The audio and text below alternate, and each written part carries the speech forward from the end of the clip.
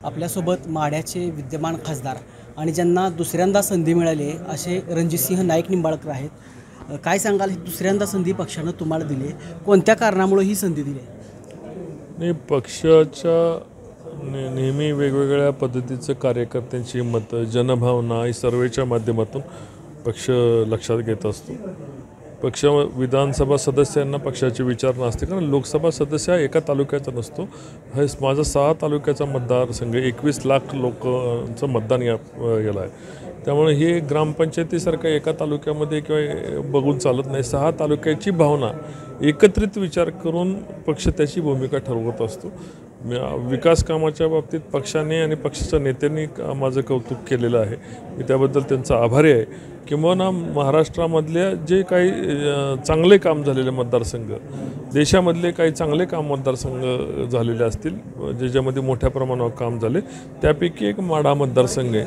माढा मतदारसंघामधले जनतेचा पाठिंबा हा भक्कमपणे माझ्या पाठीमागे उभं राहिला आणि पक्षाने तेच बघून मला पुन्हा संधी दिलेली आहे। काल अकलूजमध्ये पाहिलं की मंत्री गिरीश महाजन यांना पण अडवण्यात आलं, मोठी घोषणाबाजी झाली, माढा निंबाळकरांना पाडा अशा घोषणा देण्यात आल्या। काय हे सगळं म्हणजे काय म्हणजे कोणत्या गोष्टीमुळे? मुठभर कार्यकर्त्यांची भूमिका ही नेत्यांची भूमिका नसते आणि नेत्यांची भूमिका ही पक्षाची भूमिका नसते। नेहमी पक्ष कार्यकर्ते त्यांची भूमिका मांडतील। कार्यकर्त्याची भूमिका आपल्या नेत्याला संधी मिळावी ही निश्चितपणे असते। मोहिते पाटलांचं वर्षानुवर्ष तिथं केलेलं काम आहे, त्याबद्दल त्यांच्या कार्यकर्त्यांना अपेक्षा असते की बाबा आपल्या नेत्याला संधी मिळाली आणि ती नाराजी कुठंतरी उमटून येते। अशा प्रकारचे थोडेफार नाराजी असतील, पण मोहिते पाटील कुटुंब, विशेष करून मला आता कुटुंबाचं नेतृत्व करणारे नेते आदरणीय रणजितसिंह मोहिते पाटील साहेब, या बाबतीत पक्षाच्या पातळीवर त्यांना असणारी किंमत आणि बाकी सगळ्या गोष्टीचा विचार केला असता ते योग्य भूमिका घेतील आणि लवकरात लवकर माहितीच्या प्रचाराच्या कामाला लागतील असं मला वाटतं। काल गिरीश महाजन म्हणाले की मोहिते पाटलांची नाराजी परवडणारी नाही, म्हणजे काय नक्की त्यांना परवडणारी नाही का पक्षाला परवडणार? हे बघा, कुठल्याही कार्यकर्त्याची नाराजी पक्षाला परवडत नसते। शेवटी कार्यकर्ता हा चिखला मातीचा म्हणत नाही की मला आज 500 कार्यकर्ते लागणार आहेत आणि मी चिखल घेतला आणि थापून चिखलाचा गोळा करून कार्यकर्ते तयार केला। कार्यकर्ता हा हाडामासाचा विचाराचा कार्यकर्ता तयार होतो। निवडणूक ही पक्षाची परीक्षा असते आणि या काळात कुठल्याही कार्यकर्त्याची नाराजी परवडत नाही। मोहिते पाटील त्या भागामधील त्यात एक प्रभावी नेते आहेत आणि निश्चितपणे त्यांची नाराजी काढण्यासाठीचं त्यांचं हे वक्तव्य आहे।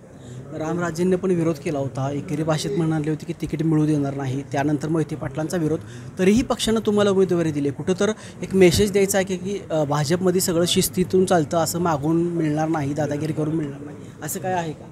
नाही, भारतीय जनता पार्टी ही नेहमी तळागाळामध्ये जाऊन लोकांच्या भावनांचा विचार करून, सर्वे करून, कार्यकर्त्यांची मतं जाणून घेऊन लोकभावनेतून निर्णय घेत असते आणि विचार करताना पक्ष विचार करतो की 80% लोकमत कोणाच्या बाजूने आहे, तर त्याला ते निवडणुकीला संधी देते असं माझं मत आहे।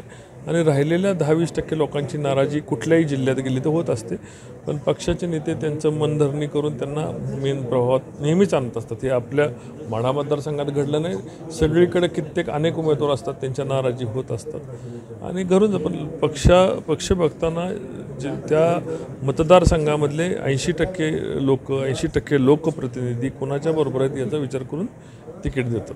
कालच्या या सगळ्या वातावरणामध्ये मोहिते पाटील तुतारी घेतील अशी एक चर्चा आहे, काय पक्षाला फरक पडेल त्यांना जर घेतली तर तुतारी?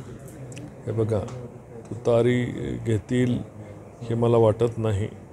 हे शरद पवारांनी आणि त्यांच्या काही ठराविक लोकांनी केलेलं हे षडयंत्र आहे की त्यांचे फोटो वापरून तुतारी आणि पवारसाहेबांचे फोटो एकत्र केले।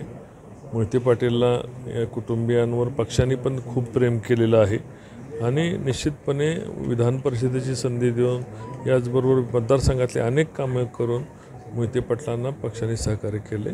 मोहिते पाटलांचं सुद्धा पक्षावर निश्चितपणे प्रेम आहे। उमेदवारामुळे नाराजी असू शकते, पण पक्षावर त्यांची नाराजी नाही।